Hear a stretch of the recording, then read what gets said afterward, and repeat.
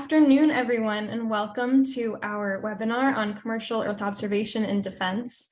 We've got a great conversation lined up today, some great panelists joining us today to have this conversation. But before we get started here, I am going to throw this to John Severance from Everhouse, our sponsor, to share a few words about what they're working on over there. John, I'll get your presentation queued up and it's over to you. Thank you, Rachel. Yeah, so I'll introduce myself. My name is John Severance, and I'm the founder and managing director of a company called Everhouse. So we are a marketing agency, and we focus, among other industries, on the space industry. We help our clients articulate very complex offerings, which you find in this industry, because it is rocket science, right? And explain those in simple terms so that their customers and prospects can understand what they do. We've been doing this for about 20 years, and the value that we find that we deliver to our clients is we help accelerate the sales cycle by speeding up the learning curve. You know, understanding this stuff can eat a lot of time, and I'm sure we can all relate to that.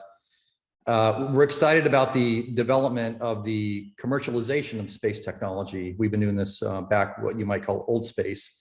So seeing all these new companies like Black Sky and Orbital Sidekick and Satellogic come into the picture and bring new solutions to the market, especially here to the defense market, has been something that we really enjoyed seeing. So much so that we started a podcast back in September called New Space. And in fact, that podcast really led to this webinar today. Mark and Dan, as well as some folks from Black Sky, have been guests on previous issues of the New Space podcast. We just wrapped up a focus on the Earth observation industry, and we are about to get set on a whole new series focusing on space logistics. I would like to thank our guests for joining today and thank the team at Payload for hosting this webinar.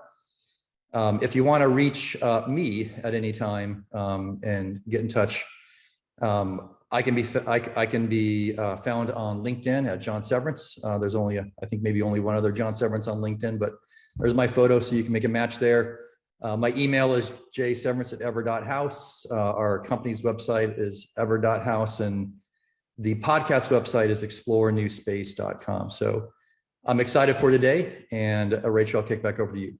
All right, perfect, John. Thank you so much for that introduction. I'm very excited to introduce the three panelists that we have for this conversation today. First off, we have Mark Carmichael, the Senior Director of Business Development at Satellogic, where he leads the development of government markets across the globe. We also have Allison Jenkins joining us from Black Sky, where she is VP of Strategic Capture and hunts down innovative ways for governments to utilize and take advantage of remote sensing data. We also have Dan Katz, the CEO and co-founder of Orbital Sidekick, which is currently in the process of launching its Ghost hyperspectral constellation. EO has really been linked to defense from its foundations. The first Earth observation satellites were owned and operated by governments. And over the past few decades, and particularly in the past few years, accelerating over the past few years, we've seen a shift to the utilization of commercial services. We're going to delve a little bit in this talk today about how and why that change occurred, as well as how commercial remote sensing data slots into government toolboxes for defense. Later on, we'll also cover the potential and real impacts of commercial satellite data, EO data for defense, as well as the challenges with usability and acquisition processes. For those of you joining us here today, thank you. First of all, very excited to have you listening in. We do want to hear your questions and your thoughts on this conversation. So as you have questions, please feel free to drop them in the chat in the webinar, or to message them to me directly, and we will make sure that we get those to our panelists. With that, let's get started. And Mark, I would really love to start with you. Comparing the relationship between commercial EO companies and defense organizations, defense and governments now, to what that relationship looked like just a few years ago. What's changed, do you think? That's a good question. So yeah, a lot has changed. I've been in the business like just over 20 years, and I have watched it evolve through all this time. The big change has been governments used to take it on all themselves. They would build the large program. They would find contractors to design, build, launch. and hand over operations, and they would take it on themselves. But the pace of innovation was driven by process of the governments. I'd say the advent of the sort of enhanced view program and its predecessors, which is like a government funding program for commercial access for defense users in the US government. Since the advent of that actually created an industry, and there used to be Maxar Digital Globe and GeoEye at the time. So it created two different vendors and created this interesting industry to develop in the US market to service that. So what's been changing is more and more of these companies have started to enter the fray.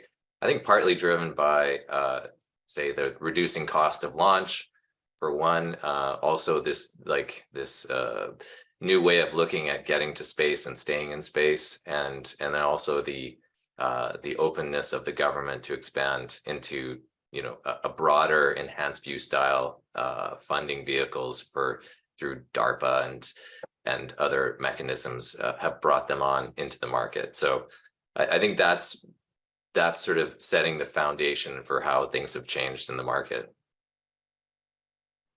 Absolutely. And Allison, I know that a lot of your work also revolves around encouraging governments to look a little bit deeper into the ways that they can engage with commercial satellite entry. I'm interested to hear your perspective on how that relationship has changed. Yeah, I think to carry on what Mark was saying, right? We kind of started off with these big providers. Everybody was really, really focused for a long time on just the hardware aspect. Launching satellites, getting things into space. It was all hardware based. Probably starting 5 years ago, you started seeing a shift more towards software, and you know where the gaps were on the software side of things, and how much more we could be doing on that side to accelerate not just the data that was being collected, but the analysis of that data as well. So there's been this massive shift in not just like new technology, but adoption of that technology, right?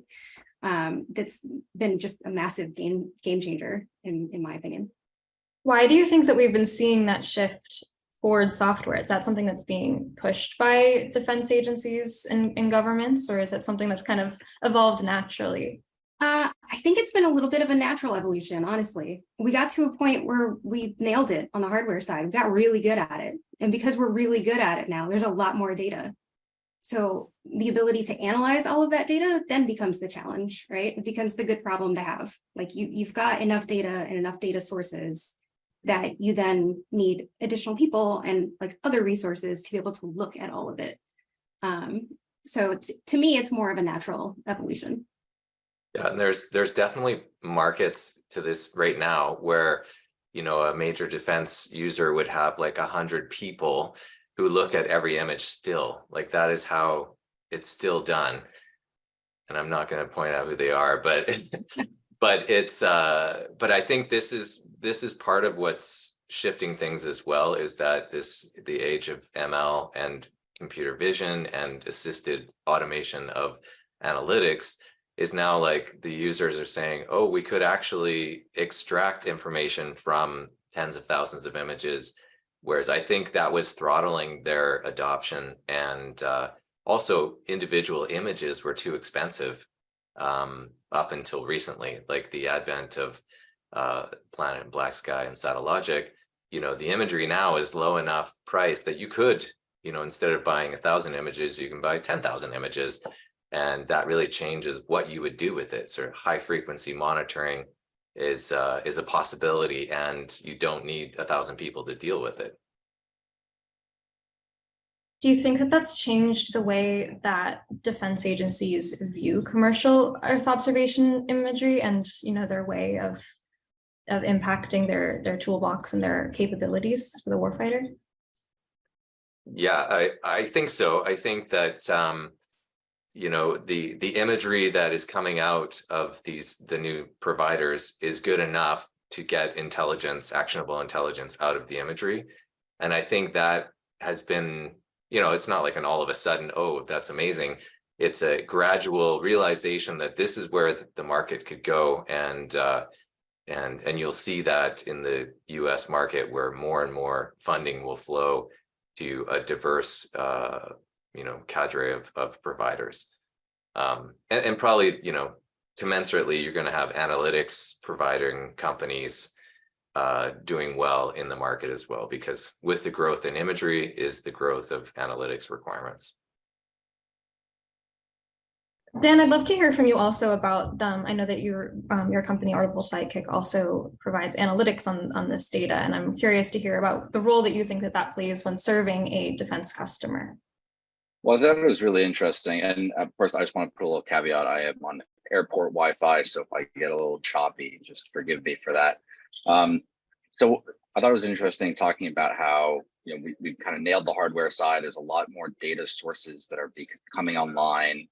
For us, there's a bit of a commoditization of data sources and a bit of a race to the bottom in terms of pricing and flooding the market with image sets. So whereas Mark and Allison touched on how that's driving how defense agencies are looking at data, but also analytics, it's also forcing data providers to become more thoughtful about how they are putting together their models and becoming more vertically integrated. So the pull is coming from both sides, not just the customer, because if you want to stay relevant as a intelligence provider, that's the key. You can't just get away with providing data. You have to provide intelligence and actual insights.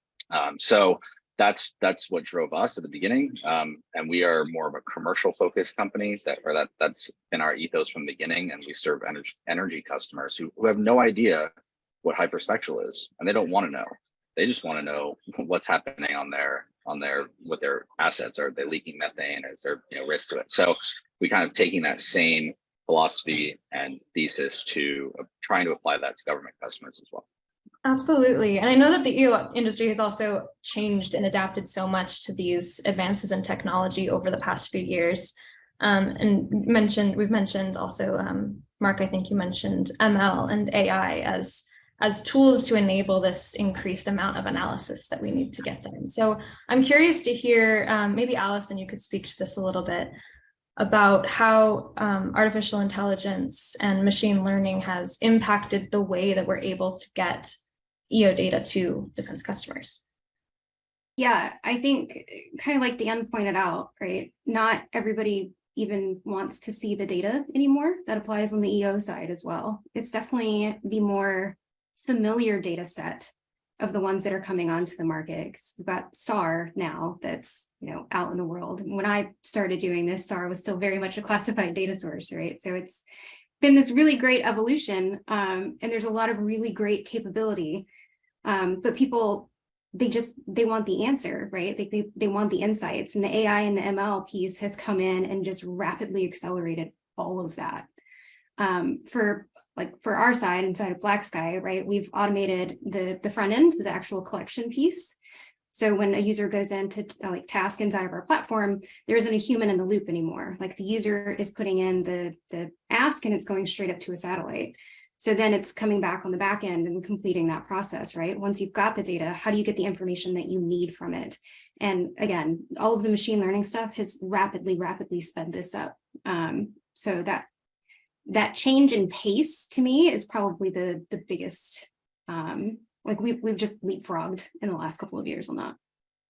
Definitely. Are there any other advances that you've seen in the past few years that have changed the way that we have to think about getting Earth observation data to the end customer? If we're talking specifically about defense, you always talk about the data security element, right? And I would say if there was a line of tension, that's been it. It used to be that you would say things like, oh, we're a cloud-based company, and people would just kind of shy away a little bit. Yeah. It's become like an industry standard at this point, and you've seen more government customers in general that are more willing to accept that as a capability and a way to deliver data, because we can still do it securely. We can do it securely in the cloud, right? And to the effect of talking about the warfighter, right? We're not fighting wars in skiffs. there is like a whole information element to this, right? But the warfighters who need the information are not sitting in SCIFs. They have to have ways to get their hands on the data as quickly as they can get it. It's the critical element to all of this.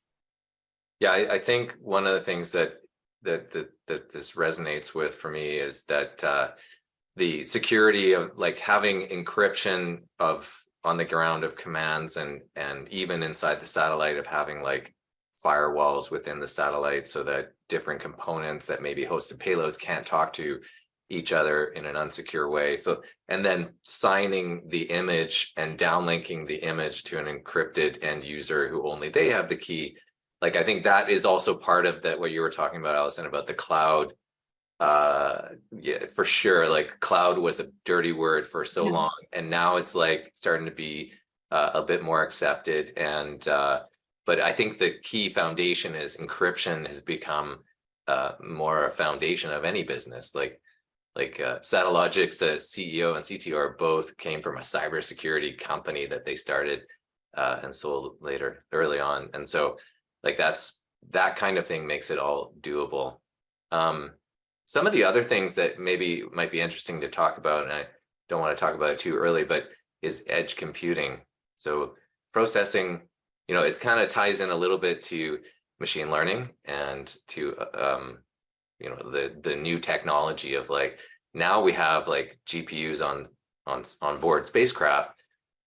We have, you know, optimized machine learning, computer vision algorithms to extract objects. And so the vision of getting data to the warfighter that you were talking about, Allison, what's interesting is like, if you could actually get that processed on the spacecraft and downlinked, you know, within minutes, like less, you know, very few minutes, but doing it direct to frontline soldiers, like that is really interesting.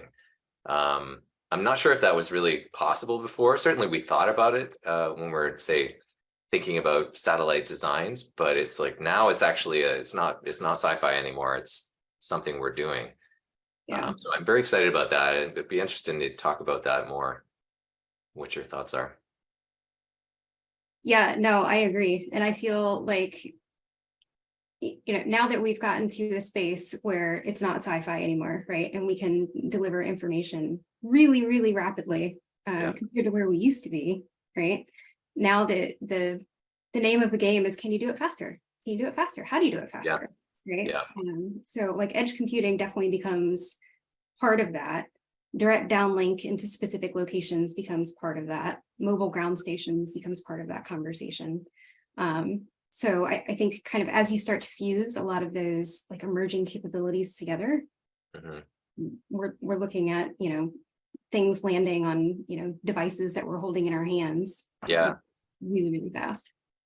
Yeah, and then like on that topic, what's interesting too is how much the ground station services providers like a la KSAT, SSC, and others have developed over the last 20 years and AWS should not be left out.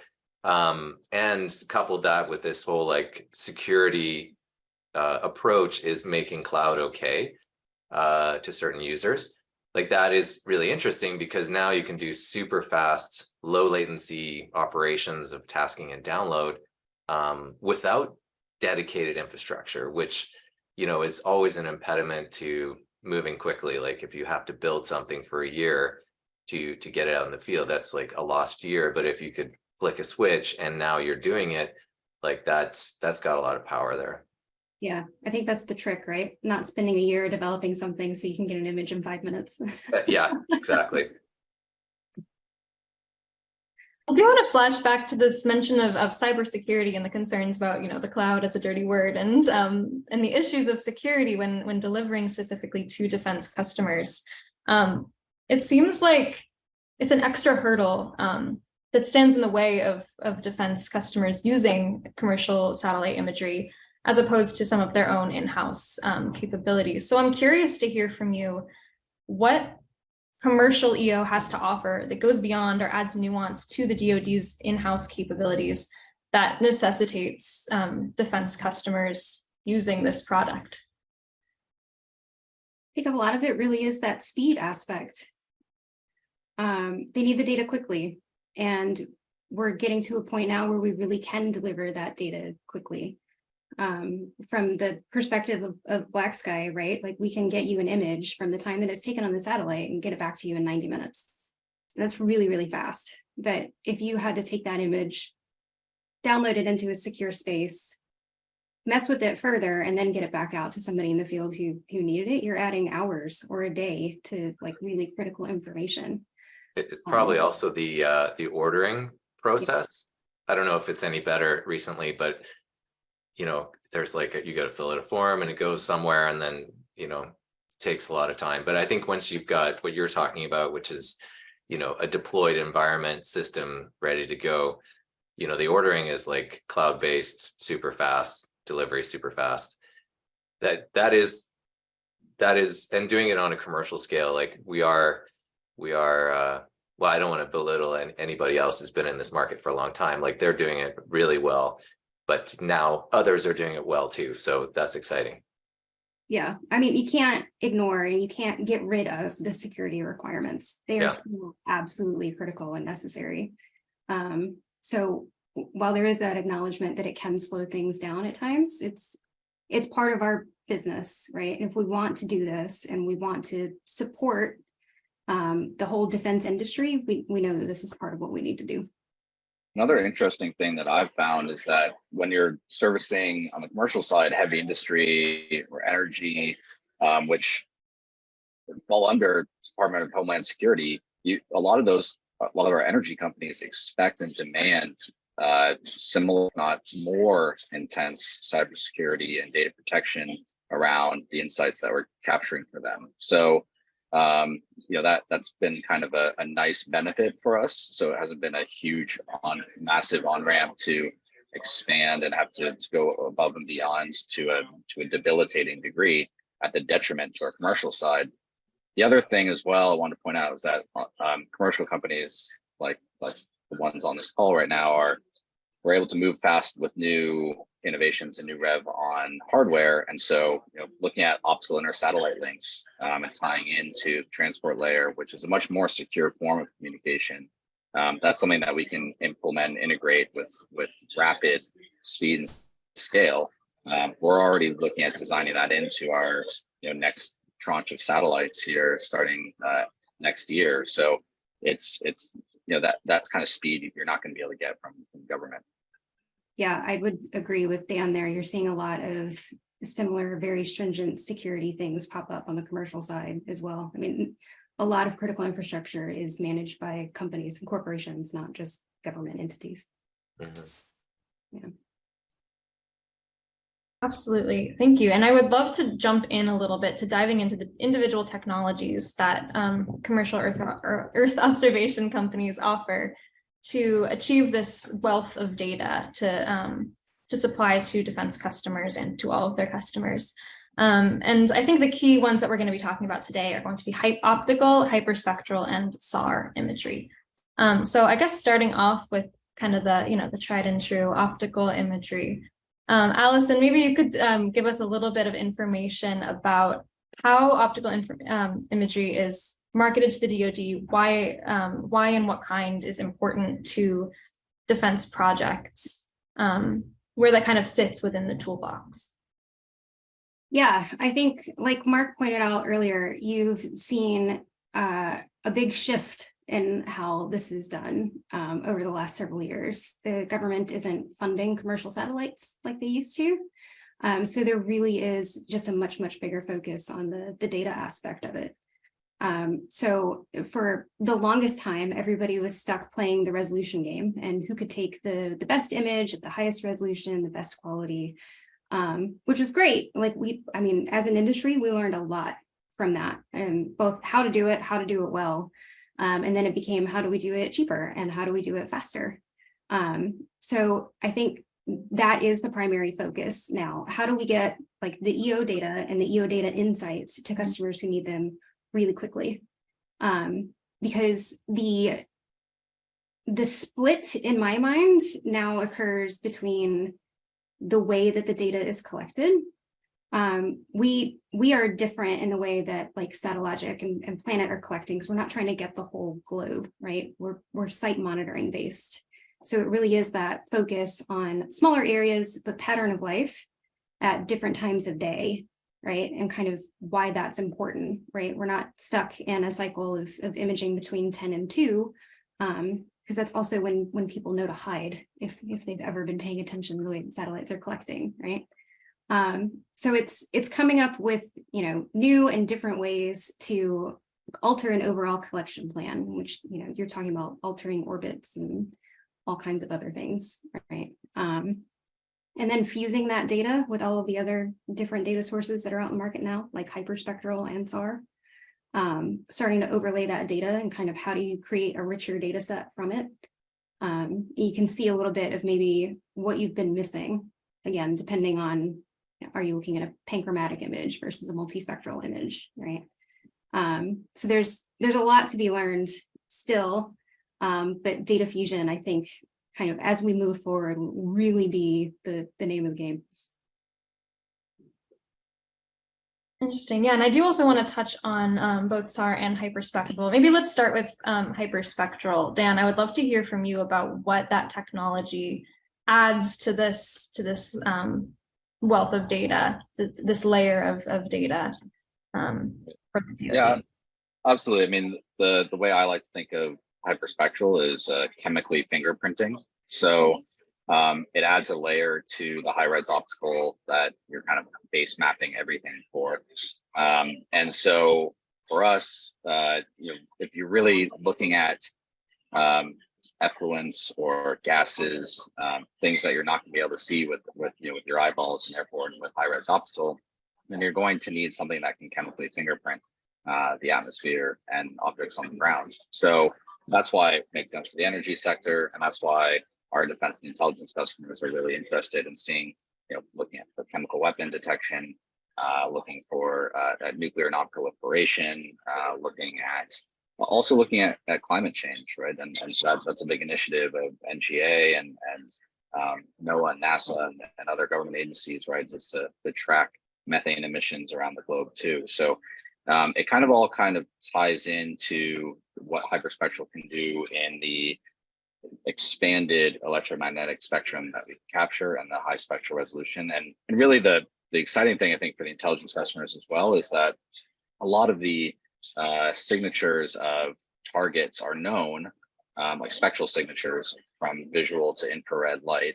So a government customer can literally just give us a spectral signature. They don't have to tell us what it pertains to. Maybe it pertains to chemical weapon signature. Maybe it's a type of tank and the paint on the tank that they're looking for, or some kind of change in the environment that's indicating some underlying condition. We can load that onto our satellite and we can just search for that signature over an area, and then we can tell them when we get a hit for that signature. So it's quite that simple, and there doesn't have to be much of a heavy lift on massive data downlinks or kind of worrying about security issues. So that's kind of a nice differentiated capability for hyperspectral that's now coming to bear with more commercial sats with that capability. That's interesting. There's a sort of built-in security acknowledgement in the actual. Potentially, yes, potentially. At least that's how we're trying to bill it to some of our customers as we're developing things here. But you know, it even allows us to do things like you know, for our energy customers, we offer capability to downlink the notification of a suspected methane leak, where we would just basically send down a GPS signal through Globalstar. We have a Globalstar radio on our satellite. You can just send that as a beacon down. There's really no no real big issues around that, because we're not sending data down, you know, hyperspectral data. It's just a beacon of a location. So there's things that you can do there that's, I think, differentiated perhaps from some of the optical imagery that's more prevalent. Mark, I also wanted to hear from you. I know Satellogic also does multispectral and hyperspectral sensing. I'm curious to hear if you have any other thoughts about the value of this type of sensing for defense clients? Yeah, I think going back to what Allison said earlier, that we started with this space race on resolution from a few satellites, and I think what you're going to start seeing is a space race on resolution, but with many satellites. To some degree, that's already underway, actually. And what will be interesting there is the resolution. Image quality is not just resolution, right? But the resolution will get higher and higher on these small platforms, and I think it's going to change the market again. You may see like another inflection point where the old ways of like business structures and things like that change dramatically, because now we've got, 50 to 30 centimeter, this is some future speak here, like 50 to 30 centimeter like resolution constellation, of 40 satellites is totally reasonable, because the cost to build these spacecraft is way, way lower. It's like 100 times cheaper for a similar resolution satellite from 10 years ago. So that's really exciting, and I think that's partly why the three of us industry people are on this call, is because we're in this sort of inflection. We're part of the wave leading that inflection in the market, which is really exciting. Hyperspectral, I think, is really interesting because of all the reasons Dan said. He's spot on that you can just have your signature database and submit it into the hyperspectral data set and extract intelligence and then fuse that with other sources. I don't know if you were going to hand the RF topic to somebody, but we shouldn't not talk about RF and SAR. But I think RF is a really interesting, especially commercial RF, and the proliferation like it's happening with the optical, but in the RF space, is a really interesting game changer. And once this is like routine for routine activity over land, because that's where most people live, you're going to see really interesting applications start rolling out, like signals into SIGINT of like localizing emissions, tipping and queuing to these large constellations that can rapidly capture who made that signal and what is it. Like that future is now, essentially, to coin Pokemon, I think it was. The future is now. Yeah. The future is now. I love that. And I would love to hear a little bit more about how you think this kind of inflection point that you see in this industry is going to impact the way you're able to sell to these customers and the result that you're going to be able to communicate. Yeah, I mean, I'll give an answer, and Allison, you should jump in too. But like, my thinking is that the established players in the market have created very sizable customer bases around the world, not just in the US.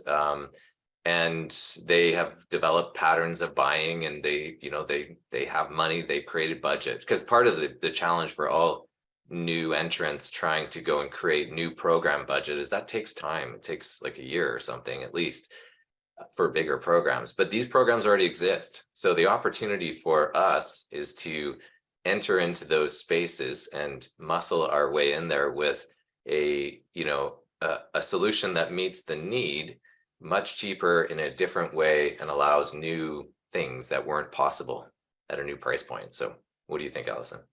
Yeah, no, I agree. I think the first 20 years of the commercial space, in this particular industry, it was very much the big customers conditioning companies kind of what to build, what satellite resolution, right? And kind of driving towards like very specific requirements on that side. And you've seen a little bit of a turn already where, we've had people who have been around long enough where they sat back and thought, there's a better way to do this, or you could get more information, not necessarily at like 30 centimeter resolution, right? Maybe a lower resolution, but you're getting more information, more data just not in the way that everybody had been conditioned to think of, good data for a long, long time. So I think that there is going to be a shift in kind of customer expectation that comes along with this as well. And that's already being shaped. I think all of us on this call, right, are starting to see that, and we're part of that shaping. Yes, there's still a resolution race. I don't know that we could ever fully get away from that, because there's always the want and need, especially on the EO side, for this really crisp, sharp image. And there is a lot of value in that. But the frequency of data that you can collect by giving up some of the other things that, again, we've been conditioned to think are, the best end, there's a definite shift coming. It's happening now. Yeah. Maybe one of the other things, like you mentioned earlier, Allison, about like Satellogic's mission is to achieve global daily remap, which is kind of a different take on things, right? Because the US, say, government is, from what I've seen, very interested in point targets, high frequency, low latency. Satellogic's approach is kind of interesting, because imagine if you had the globe at 50 centimeters every day, of course, subject to cloud cover, etc. What does that unlock? I feel very strongly that unlocks an insanely huge commercial market. On the defense side, I know there's customers out there buying similar but lower resolution offerings from somebody who's not here. And maybe there's quite an opportunity to go after that kind of business, but I think there's a bigger business as well, which is the so what, and it's unclear what, this is where extract analytics and people are farming the data to make a new business. That's what I mean by the so what. But I'm just want to put that out there, that it's not something I'm seeing, say, the US government like doing at the moment. And I'm sort of wondering, is it because they can't do it yet? Or is something else going on? Or maybe I don't know what's actually happening. I think that, and this is already happening a little bit as well. I think that we're going to get to a point where we all need to link arms and go in together. Yeah. What Satellogic is doing and the way that you're collecting is really powerful, right? You start layering in specific site monitoring on top of that, and the change detection and all sorts of analytics that you can do when you pull all of these things together. Add in hyperspectral, add in SAR, for the, especially the spots that are inconveniently cloud covered. Yeah. And you start to build a really, really powerful kind of model of the Earth on a very frequent basis. So while a lot of us are these kind of vertically integrated companies doing a lot of this stuff, we almost need to become a vertically integrated industry. And you're starting to see it move in that direction in some ways. We still compete quite a bit, but everybody kind of wins even when we lose, right? It forces all of us to be better. We all have to stay on our toes. So it makes us better individually as companies, but it also lets us know what we're not good at in some cases, in which case we let it go. We let somebody who is better at it take over and do it. We don't have to do everything. But when you start to put together the capabilities that somebody has perfected, and then the multiple perfected capabilities, you really start to build a really powerful set of tools. Yeah, I mean, everyone always talks about digital twin, and that's effectively what we're all going for in some interpretation of that overused term. But and then I think the commercial industry is definitely going to look, we're going to head towards consolidation here in the coming years as well. Private equity is definitely taking notice of things, obviously with their acquisition of Maxar and a few other entities here. I think we will see more consolidation of different modalities, looking at multi-int.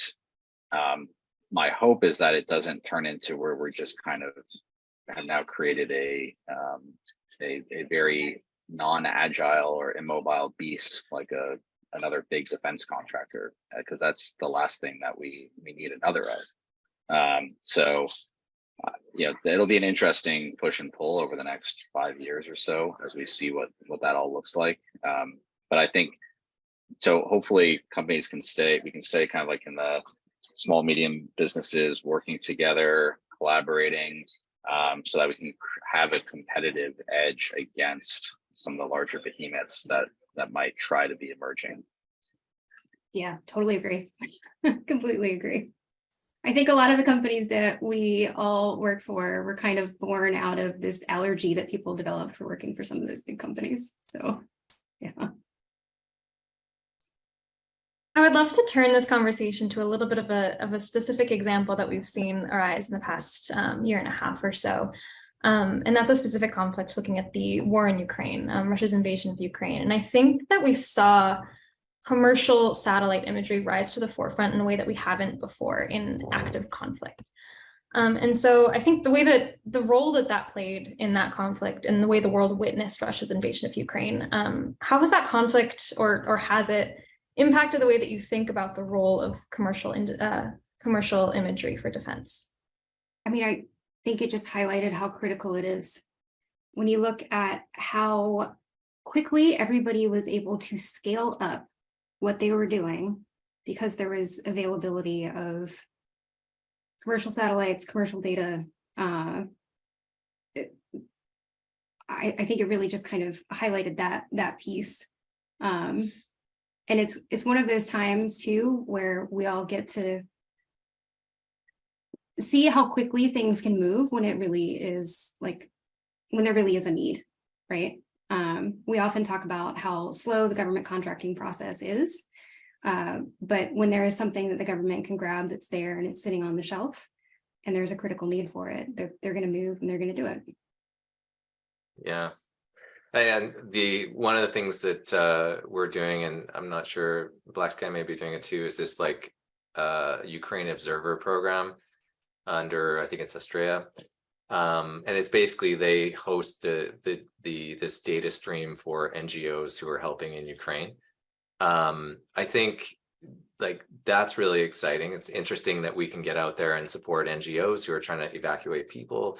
I think that's really good. I think the other thing that was really surprising to me about how commercial satellite imagery was used in Ukraine, like in Bucha, there was this massacre that happened.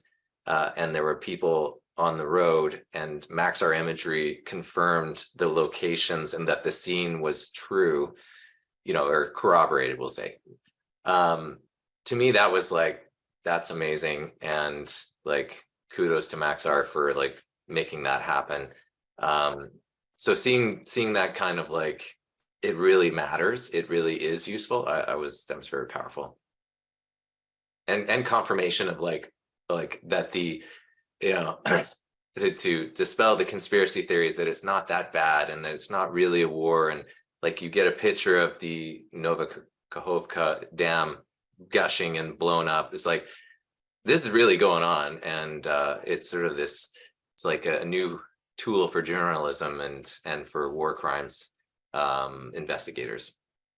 Yeah, it's a really powerful disinformation antidote or vaccine, whatever we want to call it. It is, and that's again why it's critically important to have multiple sources, multi-int, all corroborating what is truth on the ground, and that goes for war in Ukraine. It goes for anything happening on a global scale that affects the world. So, and tying that back to the climate as well, right? There's a lot of disinformation out there about what's going on with climate. So having multiple sources there is going to be really critical too. So yeah, I think it was really been amazing what's happened and demonstrated there. Absolutely. Has this conflict, the ability to see straight into conflict and to corroborate reports from the ground, has this changed your priorities as a provider? Your strategy for when conflict does break out, or is this going to remain sort of as the situation arises, this need arises, then you address it as it comes?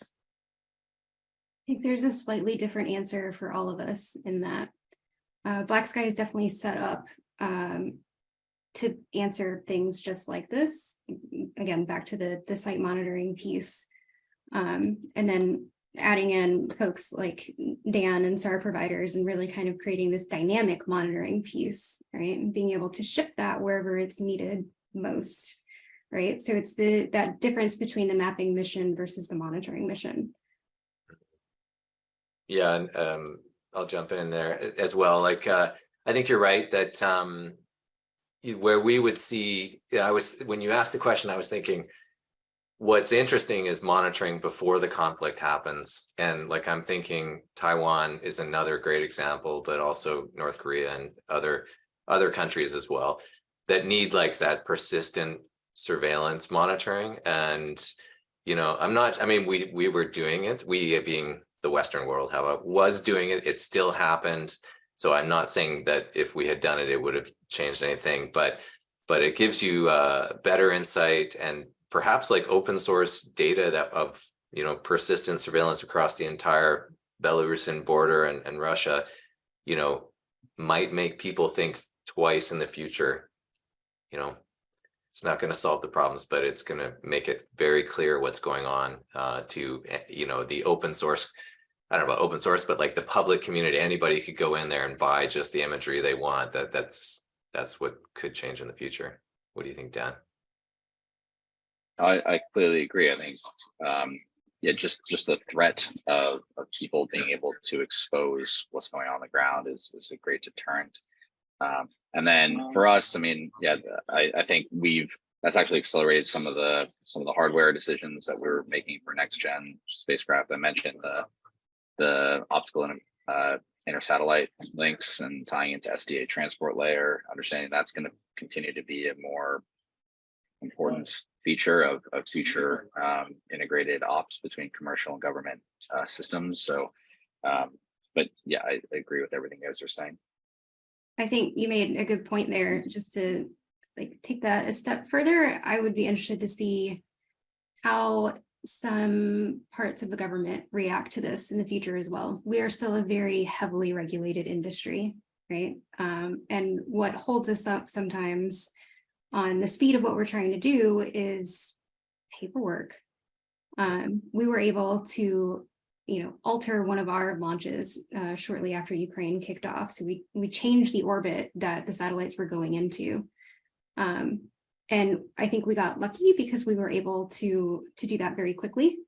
But it was kind of reversing what had already been lined up. We were going to put things into that orbit. It wasn't going to be that launch. It was going to be the next one. So we kind of reversed the order. So I don't think that it was very painful, but I think if we had tried to get something off the ground and like start from scratch, that would have been a much longer process.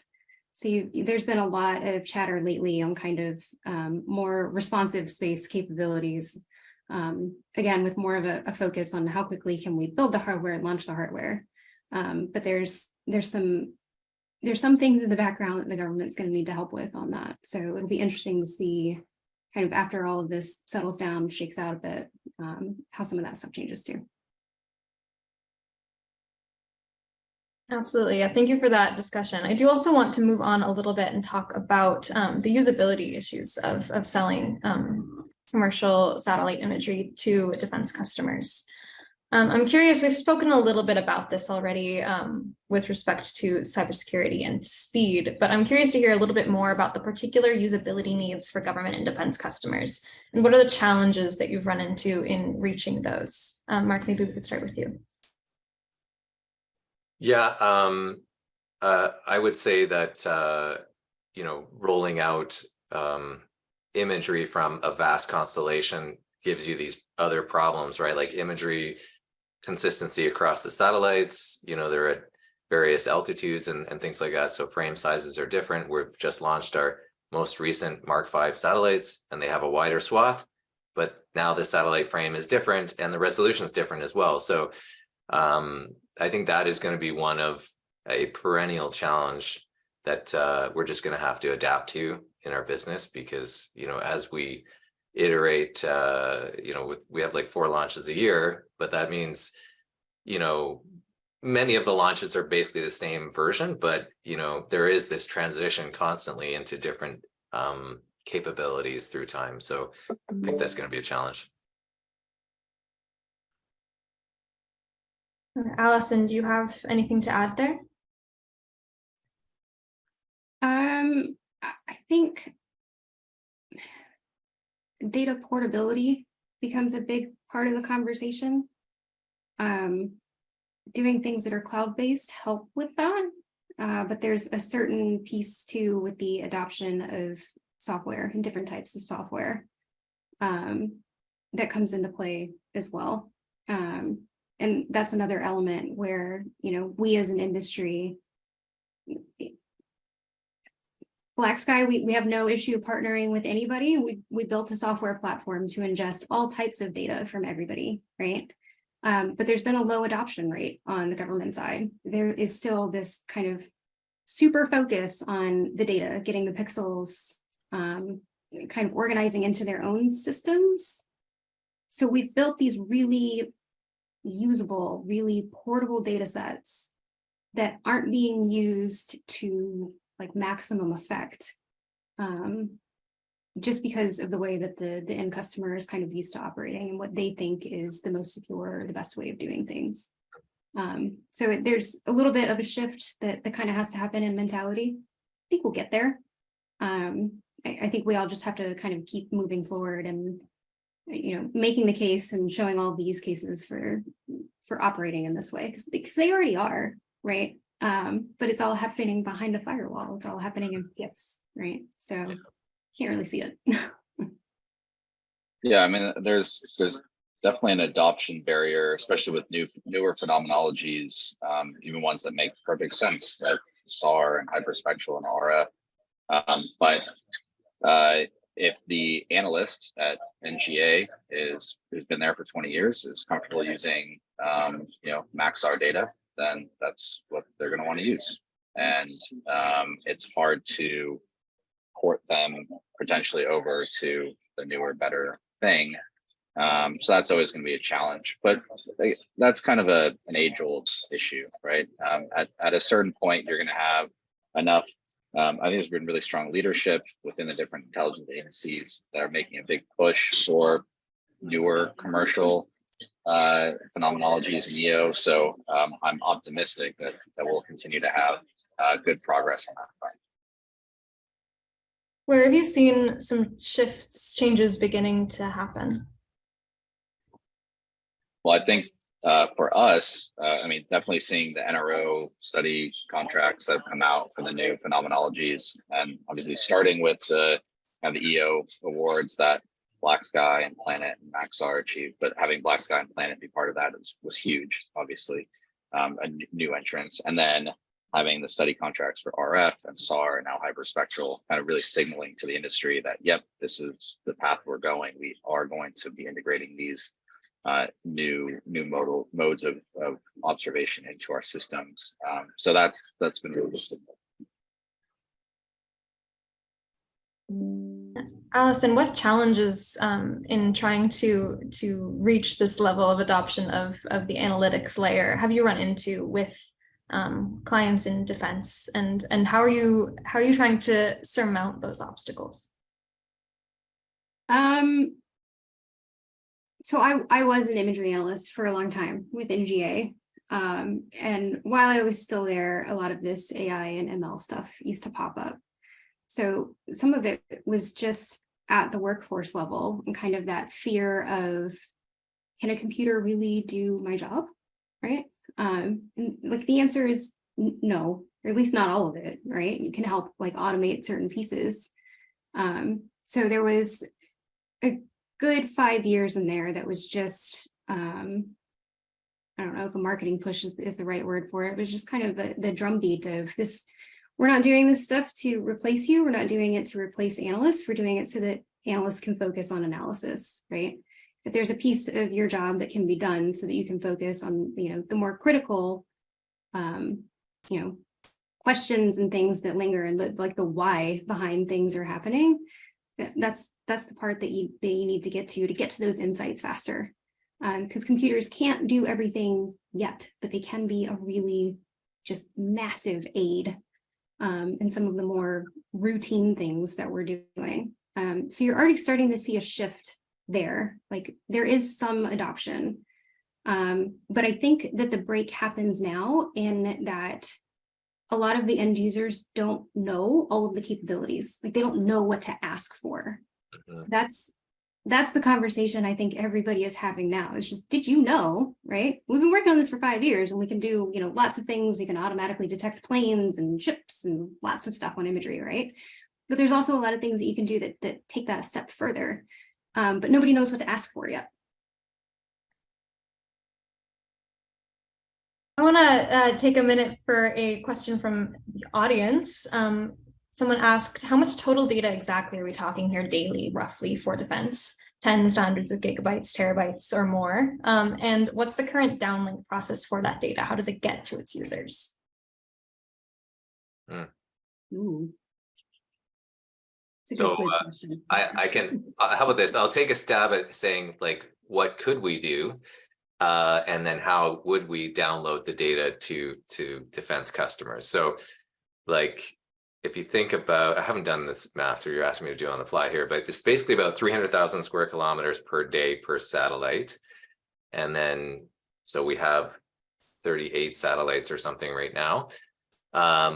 So it turns into a lot of square kilometers. And with this, the global daily remap concept, that turns into a huge amount of data. And so getting it down is really important. Like Dan was saying, that they're putting optical comms on the spacecraft.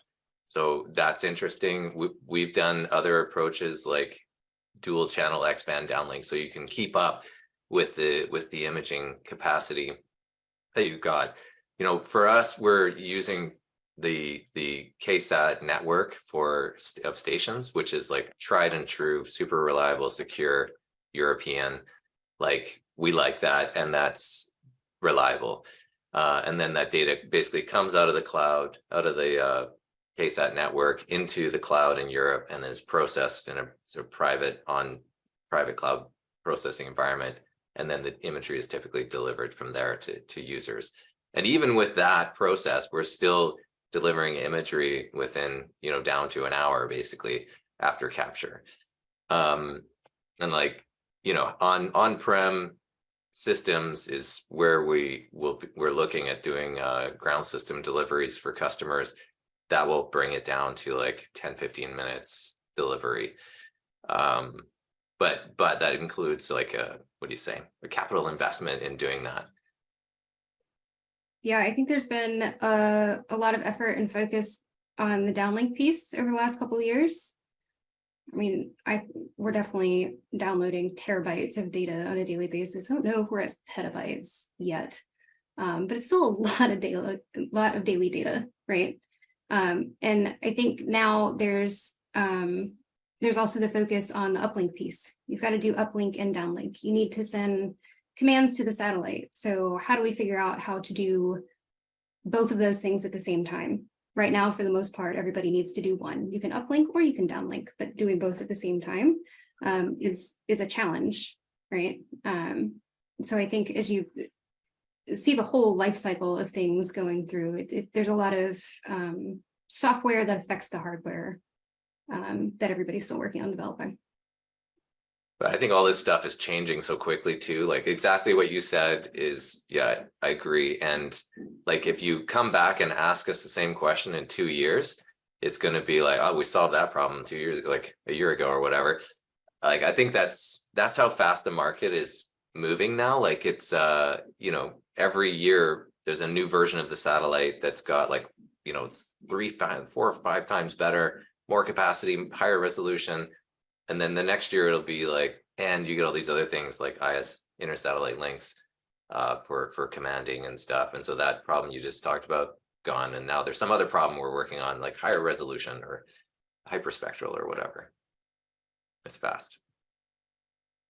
Thank you, guys. And I have one last quick question from the audience. To Allison's point, what is the best way to learn more about the new analytics capabilities?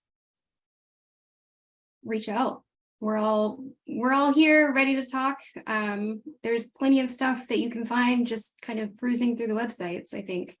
But we are more than happy to give demos and show you what's in the art of the possible.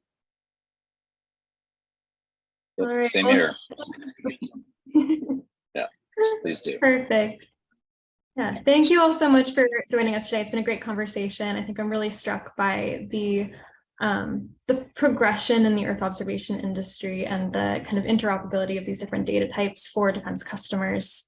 I think we're at a really exciting place, and I appreciate you all taking the time to chat about it here for our audience today. Thank you very much. Yeah. Thank you very much. All right, and with that, I'll let you go. Have a great rest of your day.